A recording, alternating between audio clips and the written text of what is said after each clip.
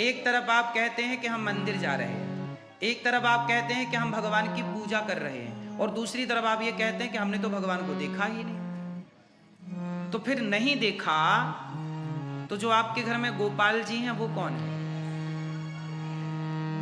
फिर आप उन्हें पीतल की मूर्ति मानते हैं, फिर इन्हें आप पत्थर की मूर्ति मानते हैं। यदि पत्थर ही है और पीतल ही है तो पीतल को भोग कौन लगाता है? पत्थर ही है तो पत्थर को पानी कौन चढ़ाता है? आप एक तरफ तो भगवान को पानी चढ़ाते हैं, जल पुष्प चढ़ाते हैं और भोग लगाते हैं। जब आपने भीतर ये ठान लिया, मान लिया कि तो पत्थर है, धातु है, तो फिर भोग किसे लगा रहे हो? तो आपकी विचारधारा, आपकी ही दो विचारधारा हो गई। मतलब आप ही एक जगह स्थित नहीं है, आपके भीतर द्वंद्व चल रहा है ना? आपके भीतर ही क्रांति है। जब आप खुद ज्ञान नहीं रखते तो आपका बच्चा सवाल करेगा तो उत्तर क्या दोगे? इसके लिए करना पड़ेगा सत्संग। आओ अब हम आपको बताते हैं कि मंदिर क्या है और आपके घर में गोपाल जी कौन है, और आपने ईश्वर को देखा कि नहीं ये हम आपको बताएंगे। अब आप ध्यान से सुनिएगा, ध्यान दीजिएगा केवल शब्दों पर। अच्छा बताइए, प्रहलाद जी जब भगवान की पूजा करते हैं, पूजा प्रेम करते हैं, नाम जपते हैं, और प्रहलाद के पिता उनके दुश्मन बन गए, हिरण्यकश्यपु। प्रहलाद के पिता ने पूछा कि पुत्र बोल तेरा भगवान कहाँ है? तू तो कहता है कि मेरा भगवान सब जगह है। न केवलम में भवतश्च राजन सवै बलम बलिनाम चा परेशान। मेरा भगवान तो सब जगह। प्रहलाद जी ने कहा पिताजी भगवान तो सब जगह है। हिरण्यकश्यपु ने कहा कि तेरा भगवान यदि सब जगह है तो मुझे क्यों नहीं दिखता? देखो ये बेसिक सा सवाल है, यदि तेरा भगवान सब जगह है तो मुझे क्यों नहीं दिखता? ये सवाल आपका बच्चा पूछ सकता है आपसे, कोई भी पूछ सकता है कि तेरा भगवान है तो दिखाई क्यों नहीं पड़ता? तो सुनो, प्रहलाद जी ने कहा पिताजी ये बताइए, सिर में दर्द होता है? आप लोगों के सिर में दर्द होता है? कभी कंधे पे, कभी पेट में, कभी कमर में, कभी कहीं दर्द होता है ना? आप डॉक्टर के पास जाते हैं, डॉक्टर साहब बहुत दर्द है। कहाँ दर्द है? हाथ में दर्द है। तो दर्द में हाथ तो दिखाई पड़ता है, क्या दर्द दिखाई पड़ता है? सिर दिखता है पर सिर का दर्द नहीं दिखता। कमर दिखती है पर कमर का, पांव दिखता है पांव का दर्द नहीं दिखता। इसका मतलब क्या ये मान लें कि दर्द होता ही नहीं? दर्द है पर उसे देखा जाएगा। कोई मशीन बनी धरती में जिसमें दर्द दिखता हो? आप स्त्रियां जब बच्चा पैदा करती हैं, आप डिलीवरी होती है, उस समय आपको दर्द होता है कि नहीं? बोलो हाँ। कोई मशीन बनी जो बता सके कि स्त्री को कितना दर्द होता है? वो दर्द केवल आप महसूस कर सकती हैं। कोई पुरुष कहे स्त्री से अरे तुम तो रो रही हो, नाटक कर रही हो, दर्द वर्द थोड़ी हो रहा है। अब स्त्री को बच्चा पैदा हो रहा, वो रो रही है, और पुरुष कहे कि जी तुम तो नाटक कर रही हो, कोई दर्द थोड़ी हो रहा है। तो अब क्या स्त्री के प्रसव का दर्द कभी पुरुष फील कर सकता है? नहीं कर सकता। जैसे स्त्री के दर्द को केवल स्त्री समझ सकती है, पुरुष नहीं। पैरों में विमाई जिसके पैरों में विमाई फटी ही नहीं, वो पीर पराई क्या जाने।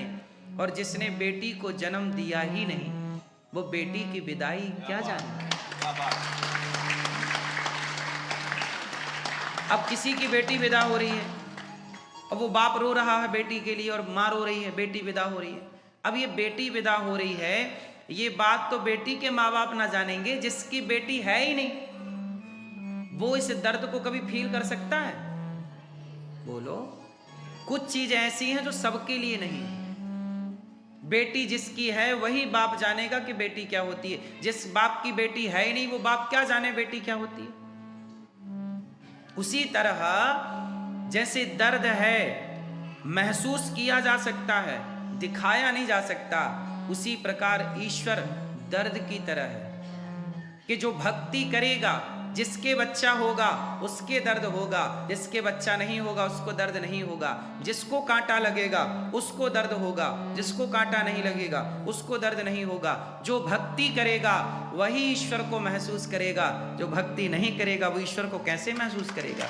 जो भक्ति करेगा, जो भगवान से प्रेम करेगा, उसे मूर्ति नजर ना आएगी। प्रहलाद को उनके पिता ने पूछा, कहाँ है तेरा भगवान, क्या इस खंबे पे तेरा भगवान है?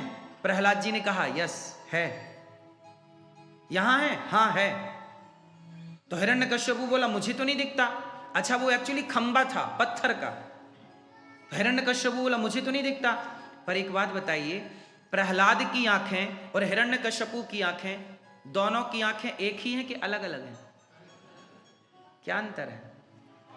ईश्वर को देखना हो तो हिरण्यकश्यपु की आंखों से ना दिखेगा, जब जब ईश्वर पत्थर में नजर आएगा तो प्रहलाद की आंखों से ही नजर आएगा। अब आप बताइए कि आपके पास प्रहलाद की आंखें हैं?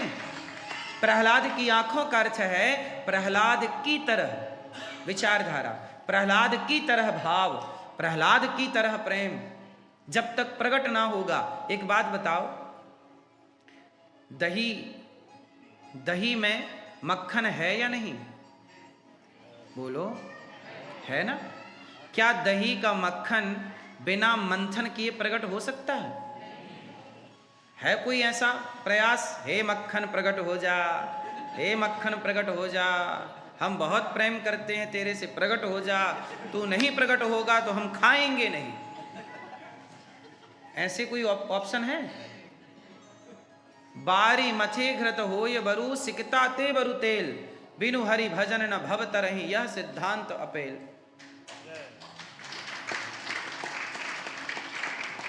समझ में आया? क्यों भैया जी? बारी मथे घृत होय बरु, क्या मतलब हुआ? पानी का मंथन करने से शायद घी हो जाए, होगा नहीं। पानी का आप मंथन करिए, क्या घी निकल सकता है? पर तुलसीदास जी कहते हैं शायद हो जाए। चलो, बारी मथे घृत होय बरु, सिकता ते बरु तेल। रेत बालू के मंथन करने से क्या तेल निकल सकता है? नहीं, पर तुलसीदास जी कहते शायद निकल आए। पानी के मंथन करने से घी निकलता नहीं, पर शायद निकल आए। बालू के मंथन करने से तेल निकलता नहीं, पर शायद निकल आए। पर बिना भजन किए भगवान मिलेंगे संभव ही नहीं है। बिना भक्ति के भगवान मिल जाए।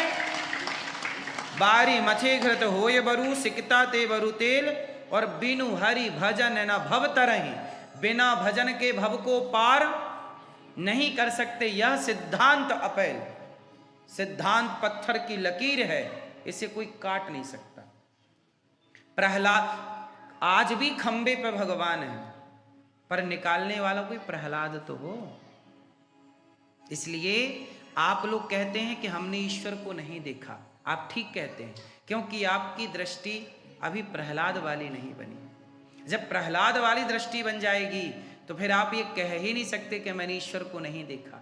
अच्छा एक बात बताओ, दुर्योधन ने कृष्ण को देखा कि नहीं देखा?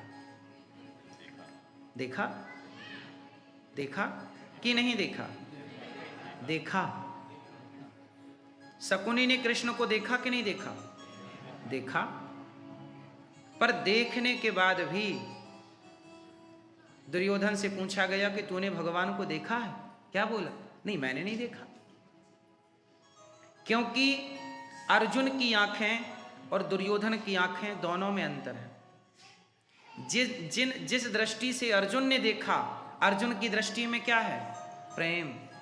अर्जुन की दृष्टि में है भक्ति, अर्जुन की दृष्टि में है करुणा। वो परमात्मा को जानता है कि ये ईश्वर है। लेकिन दुर्योधन ने देख करके भी नहीं देखा। ऐसे ही हालत आपकी है। आपने भी ईश्वर को देखा है, दुर्योधन ने भी देखा, लेकिन दुर्योधन ने स्वीकार नहीं किया।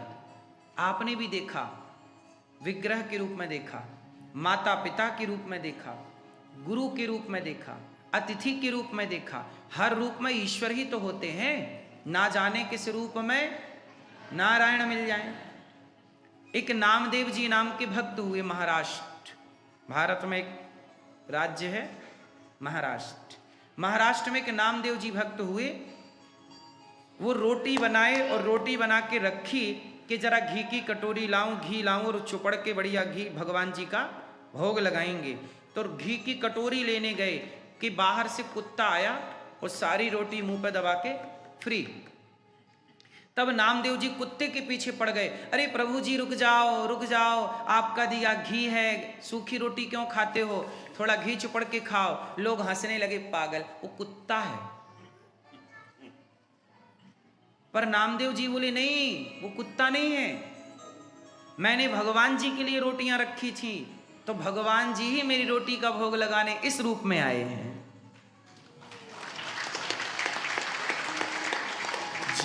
संसार को, जगत को क्या दिख रहा है? कुत्ता। संसार को क्या दिख रहा है? कुत्ता। लेकिन भक्त को क्या दिख रहे हैं? उस कुत्ते में भी ईश्वर का दर्शन कर लेना, यही भक्ति है। सब में ईश्वर, वो कुत्ते में ईश्वर का दर्शन कर रहे हैं और आप भगवान में भी भगवान का दर्शन नहीं कर पा रहे हैं। सोचिए। इसलिए भक्त किसे कहते हैं? आप सारी जिंदगी माला जपो, सीताराम सीताराम, राधे कृष्ण सब जपो, ठीक है, लेकिन आपकी दृष्टि में परमात्मा नहीं है, भीतर ही ईश्वर नहीं है, तो क्या होगा? जब करते रहो। इसलिए कहते हैं कि नाम जप करो पर श्रद्धा से, मंत्र जाप मम दृढ़ विश्वासा। भगवान का भजन करिए पर शर्त है विश्वास से करिए। गीता कहती है विश्वासो ही फलदायक, यदि विश्वास नहीं है तो फल नहीं होगा। बोलो हाँ। इसलिए जो आपके गोपाल जी हैं, जो आपके घर में शालिग्राम जी हैं, उन्हें इस भाव से पूजो कि ये भगवान है। त्रेता में भगवान मिलते थे राम के रूप में, द्वापर में भगवान मिलते थे कृष्ण के रूप में, पर कलयुग में भगवान मिलते हैं विग्रह के रूप में। इन्हें अर्चावतार कहते हैं। ये कौन से अवतार हैं? अर्चावतार। भगवान कलिकाल में मूर्ति के रूप में सुलभ है। प्रहलाद के लिए खंबे से प्रकट हुए, तो आपके लिए यहां से प्रकट नहीं हो सकते? बोलो। तो कमी भगवान में है कि हम में? दही में तो मक्खन है, अब तुमसे मथना ही ना आए। बोलो। दही में मक्खन है या नहीं? पर आपको मथना ही ना आवे तो कैसे प्रकट कर लोगे? बिना मथे मक्खन प्रकट नहीं होता, तो बिना भक्ति के भगवान कैसे प्रकट होगा? इसलिए भगवान का चिंतन भीतर से, भगवान का चिंतन भीतर से, प्रेम। राम ही केवल प्रेम प्यारा, जान ले जो जान निहारा। भगवान किससे प्रकट होते हैं? मंथन करने से दही से मक्खन प्रकट होता है, ऐसे प्रेम से, भक्ति से भगवान प्रकट होते हैं। शबरी के यहाँ राम क्यों गए?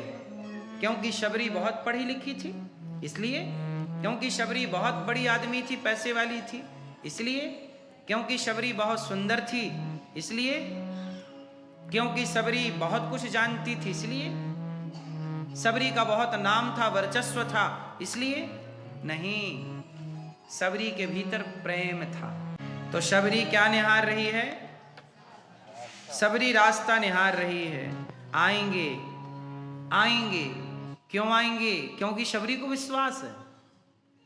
आपके अंदर किस बात की कमी है? डलिया में बेर बागों से चुन चुन के ला रही, डलिया में बेर बाग से चुन चुन के ला रही। खट्टे हों या मीठे हों खाएंगे राम जी, खट्टे हों या मीठे हों खाएंगे राम जी। शबरी निहारे रास्ता आएंगे। आए जब श्री राम जी चरणों में गिर पड़ी, आए जब श्री राम जी चरणों में गिर पड़ी, असकों से रो रही है पाओगे पाँव जी, असकों से रो रही है पाओगे पाँव जी। जब आंखों के आंसू बहेंगे भगवान की याद में, देखो आपके भीतर ना मैल जमी हुई है, भीतर गंदे। बाहर तो आप लोग तेल साबुन लगा के बढ़िया साफ कर लेते, पर भीतर का कचरा कैसे दूर? इसलिए भीतर का पानी बाहर आए।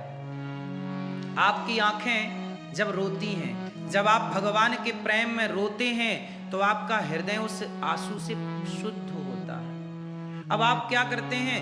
भगवान का नाम जपते हैं, ठीक है, सब सही है, लेकिन आप भगवान की याद में रोते नहीं हैं। अच्छा ये बताओ, आप जिससे प्रेम करते हो, आपको जिसकी याद आती है और वो आपसे दूर हो, तो उसके लिए आंखों में आंसू आते हैं कि नहीं? आपका बेटा दूर हो, आपकी बेटी दूर हो, पति दूर हो, पत्नी दूर हो, तो आप माँ दूर हो, बाप दूर, जब याद आती है तो आप उनके लिए क्या करते हैं? बोलो। हाँ, आप क्या कर सकते हैं? रो सकते हैं ना। ये आंसू जो है ना, ये आपके हृदय को शुद्ध करते हैं। जब संसार की याद में आप रोते हैं, तो बताओ भगवान की याद में कब रोओगे?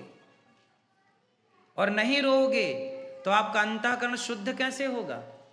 आप नहीं रोते, आप रोते किसके लिए हैं? नुकसान हो गया, पैसे नहीं आए, ये चीज नहीं मिल रही है, ये हो गया, संसार के लिए आप रोते हैं। किसी को बेटा ना होए, वो महिला रोती रहे भगवान बेटा हो जाए, हे भगवान बेटा हो जाए। इतना रोती है कि वो इतना, जितना तुम बेटे के लिए रोई ना मेरी माँ, इतना भगवान के लिए रोती तो तुम्हें भगवान इसी जन्म में मिल जाते। विडंबना ये है कि इंसान संसार के लिए तो रो लेता, पर उससे कहो कितना ही जरा भगवान के लिए रो के दिखाओ, नहीं रोता, क्योंकि उसे लगता है कि बेटे की जरूरत है, पर उसे लगता है कि भगवान की क्या जरूरत है। जब तक आप ईश्वर को अपनी जरूरत नहीं मानोगे, जरूरत नहीं बनाओगे, तब तक ये बताओ ईश्वर क्यों मिलेंगे आपको? आप तो अपना काम चलाने के लिए भगवान का थोड़ा बहुत नाम जप ले, तो हे भगवान सब ठीक ठाक बना रहे, बस इतने से आप लोग खुश हैं। लेकिन इतने से काम ना होगा ना मेरी माँ। एक बात बताओ, लोहा को आग पिघला देती है कि नहीं? हाँ या ना? लोहे को आग पिघला देती है भैया, हाँ या ना? तो बताओ फिर आपका तवा तो लोहे का है और आग में रहता है, वो क्यों नहीं पिघलता? यदि लोहे को आग पिघला देती है तो आपका तवा लोहे का, तवा मतलब रोटी बनाने वाला तवा, और आग में रहता है, वो क्यों नहीं पिघलता? क्योंकि लोहे को पिघलाने के लिए जितना ताप चाहिए, वो चूल्हे की आग में उतना ताप, हाँ या ना? यदि उतना ताप होता तो आपका तवा पिघल जाता, पानी बन जाता, लिक्विड फॉर्म में आ जाता। जितना ताप चाहिए उतना चूल्हे की आग में नहीं है। यदि तवा को पिघलाना हो तो भट्टी पे डाल दीजिए, जरा सी देर में पानी बन जाएगा। बोलो हाँ। जितना ताप चाहिए ना मेरी माँ, उतना ताप नहीं मिला चूल्हे की आग में। उसी तरह भगवान को पाने के लिए जितनी भक्ति, जितना प्रेम चाहिए, उतना भी नहीं है आपका। उतना अभी आपका काम चला हुआ है, ठीक है, थोड़ा थोड़ा है जिससे हमारा गुजारा हो रहा, लेकिन जितने की जरूरत है जिससे सब बदल सकता है। मीराबाई ने जितने आंसू बहाए, मीराबाई का जितना प्रेम था, क्या उतना प्रेम आपका है? नहीं। क्यों?